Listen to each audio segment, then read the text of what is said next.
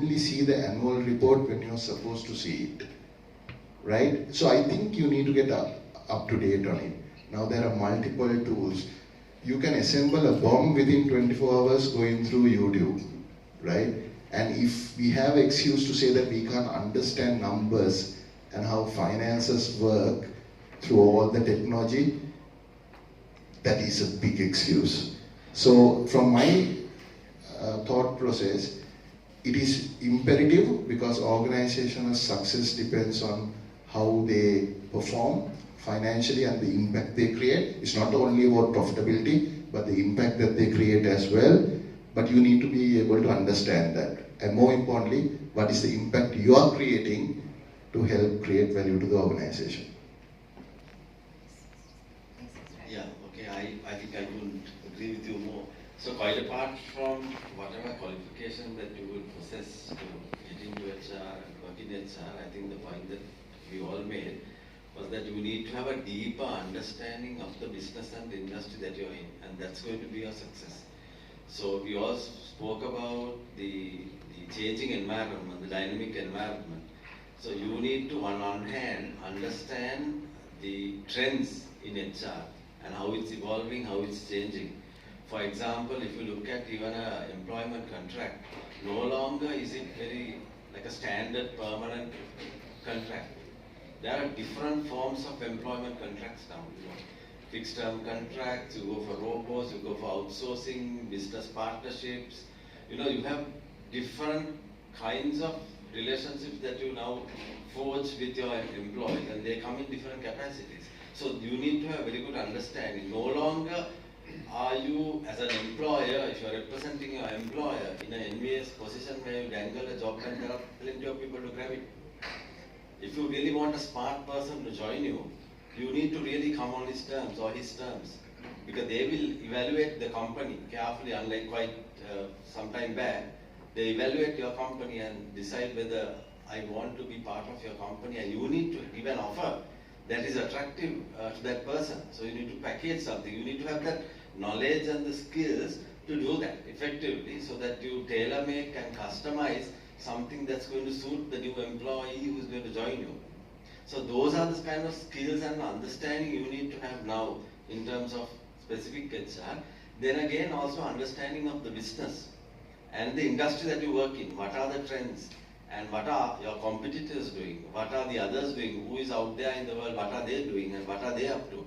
So that understanding of the business, and as Dr. Jayasuri and some of the others pointed out, that will help you to assess the effectiveness of the recruitments that you're making, and the effectiveness of the performance in terms of performance management. So I think that's the kind of skills that and the business acumen that you need to have in terms of HR. And very quickly, I just like to also share with you a study done by a company called Brunswick, which is a strategic advisory firm which I came across yesterday. It's there up on Google. Title: What's Wrong with Millennium Stereotypes, and some interesting paradoxes has come out of the study. The first one is that while businesses and their leaders are perceived now as not listening, not understanding, and always putting themselves first, at the same time there is widespread agreement that everyone benefits when businesses do well. And out of a choice of 6 institutions, like from government, religious institutions, academia, not-for-profit, military and business was seen as the best place to provide solutions to global challenges such as climate change, inequality, etc. So there is that understanding, and this survey was done among some 46,000 odd people. Interestingly again, only 37% of the respondents agreed that businesses in my country are honest and trustworthy. Only 37%. But yet, 64% also said when businesses in my country do well, my entire country benefits. So I think that type of understanding also is important. And so it appears that there's a question of trust, and businesses don't unfortunately score very high. So I think you need to have a very good understanding of where businesses stand and what employees are looking for, and that's going to be the success factor for HR.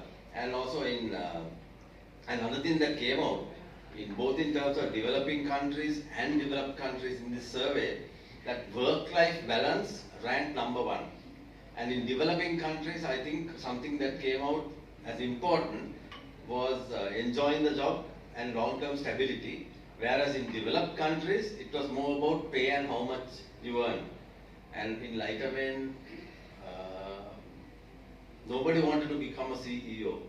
And because it was considered thankless and a painful job. So if there are any CEOs out here, I think your jobs are quite safe in terms that nobody really wants the job. So if I come back to your question about business acumen, the skills that ultimately that the HR will need to develop is that deeper understanding of your business and the evolving trends in HR, quite apart from whatever qualifications you may have. I think I covered most of the points in my previous comments, and I think my learned friends have comprehensively covered that question. If I may, I'll continue on the question you asked Dr. Jayasuriya on the ROI. Being a finance person, I think ROI should not come into the equation of human capital. I think the finance people have invaded your HR space and put in their little jargons there to take it forward.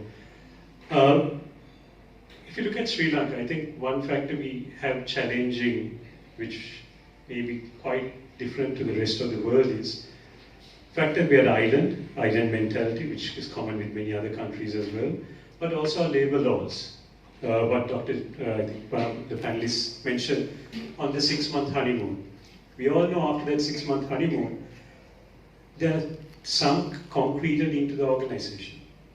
The good people will move on, the happy passengers will stay back. So that's where a big role comes in. Then just outside that, purely looking at just the number of hours people work, productivity per hour, all these ratios, what time do they come? Do they come at 8 or 8:30?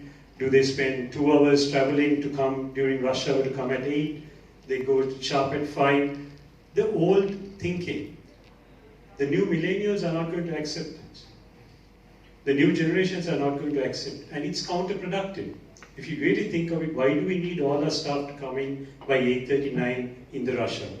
Why do we need that to happen? So it's time that, and you are the guys who can make that change in organizations. Give that new thinking, give the options. I think Rajiv used to mention about someone working from home and how productive it still can be. Because one area which most Sri Lankan corporates, I stand to be corrected, but most Sri Lankan corporates do not focus on is KPI setting, the key performance indicators. What are you expected to do? What does the organization expect from you? How much time do our organizations spend? We spend a lot of time strategic discussions, budgets, etc. But once those numbers are done, how much time do we really spend analyzing that to see what each individual needs to contribute to achieve that objective? And how much time do we spend monitoring it and evaluating it, whether it be on a quarterly, biannually basis? Because if you do that, you don't need to care about how many hours they work, where do they work, as long as the job is done. Sadly, we don't have that culture in Sri Lanka.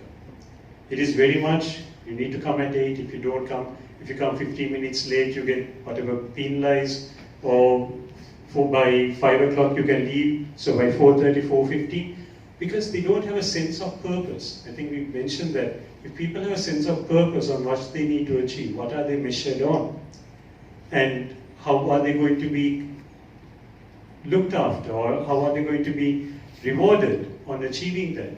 Because it's all human psychology, end of the day. And how do we manage that?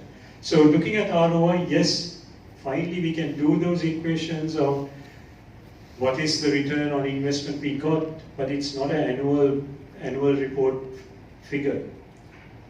It is the true culture of that organization is very short-lived if it's just looking at an annual figure. You need to look at the overall culture. Where is the organization going? Does it have the ability to take market leadership?